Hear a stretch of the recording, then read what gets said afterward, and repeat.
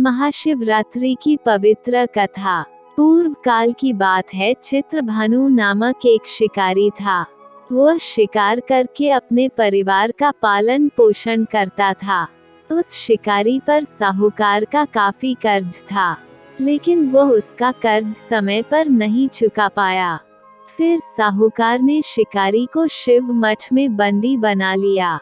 जिस दिन उसे बंदी बनाया गया उस दिन शिवरात्रि थी। चतुर्दशी के दिन उसने शिवरात्रि व्रत की कथा सुनी और शाम होते ही साहूकार ने उसे अपने पास बुलाया और ऋण चुकाने के बारे में कहा। उसके बाद वह फिर शिकार की खोज में निकला। बंदी गृह में रहने के कारण वह बहुत भूखा था। शिकार की तलाश में वह बहुत दूर निकल आया। अंधेरा होने पर उसने जंगल में ही रात बिताने का फैसला किया और एक पेड़ पर चढ़ गया। उस पेड़ के नीचे शिवलिंग था जो बेलपत्र के पत्तों से ढका हुआ था। शिकारी को उसके बारे में जानकारी नहीं थी। पेड़ पर चढ़ते समय उसने जो टहनियां तोड़ी वह शिवलिंग पर गिरती रहीं।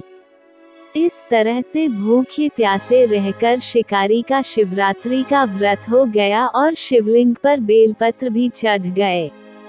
रात के समय एक हिरनी पानी पीने तालाब पर आई। शिकारी जैसे ही उसका शिकार करने जा रहा था तभी हिरनी बोली, मैं गर्भवती हूँ, शीघ्र ही प्रसव करूंगी। तुम एक साथ दो जीवों की हत्या करोगे। मैं बच्चे को जन्म देकर तुरंत तुम्हारे सामने आ जाऊंगी, तब मुझे मार लेना। शिकारी ने हिरनी को जाने दिया। इस दौरान अनजाने में कुछ बेलपत्र शिवलिंग पर गिर गए। इस तरह उसने अनजाने में प्रथम प्रहर की पूजा भी संपन्न कर ली। कुछ देर बाद एक और हिरनी उधर से निकली।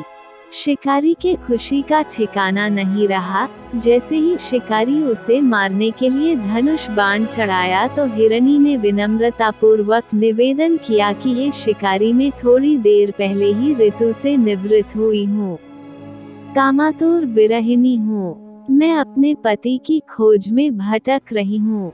मैं अपने पति से मिलकर तुम्हारे पास जल्दी आ जाऊंगी। शिकारी ने उसे भी जाने दिया। रात का आखिरी पहर बीत रहा था, तब भी कुछ बेलपत्र शिवलिंग पर जा गिरे। ऐसे में शिकारी ने अनजाने में ही अंतिम प्रहर की पूजा भी कर ली। इस दौरान वहां एक हिरनी अपने बच्चों के साथ आई और उसने भी शिकारी से निवेदन किया और शिकारी ने उसे भी जाने दिया। इसके बाद शिकारी के सामने एक और हिरण आया। शिकारी ने सोचा कि अब तो मैं इसे यहाँ से नहीं जाने दूंगा, इसका शिकार तो मैं करके ही रहूंगा। तब हिरण ने उससे निवेदन किया कि मुझे कुछ समय के लिए जीवनदान दे दो। तब शिकारी ने पूरी रात की घटना उस हिरनी को सुनाई। तब हिरनी ने कहा कि जिस तरह से तीनों पत्नियां प्रतिज्ञाबद्ध होकर गई हैं, मेरी मृत्यु से अपने धर्म का पालन नहीं कर पाएंगी। जैसे तुमने उन्हें विश्वास पात्र मानकर छोड़ा है, मुझे भी जाने दो। मैं उन सब के साथ तुम्हारे सामने शीघ्र ही उपस्थित हो जाऊंगी। शिकारी ने उसे भी जाने दिया। इस तरह सुबह हो गई। उपवास, रात्रि जागरण और शिवलिंग पर बेलपत्र चढ़ाने से अनजान शिकारी की शिवरात्रि की पूजा पूर्ण हो गई। लेकिन अनजाने में हुई पूजा का परिणाम उसे तत्काल ही मिल गया। थोड़ी देर बाद हिरण और उसका परिवार शिकारी के सामने आ गए। उन सभी को देखकर शिकारी को बहुत आत्मग्लानि हुई और उसने पूरे परिवार को जीवनदान दे दिया। अनजाने में शिवरात्रि व्रत का पालन करने पर भी शिकारी को मोक्ष की प्राप्ति हुई। जब मृत्यु काल में यमदूत जीव को ले जाने आए तो शिवगणों ने उन्हें वापस भेज दिया और उसे शिवलोक ले गए। शिवजी की कृपा से चित्रभानु अपने पिछले जन्म को याद रख पाए। शिवरात्रि के महत्व को जानकर उसका अगले जन्म में भी पालन कर पाए।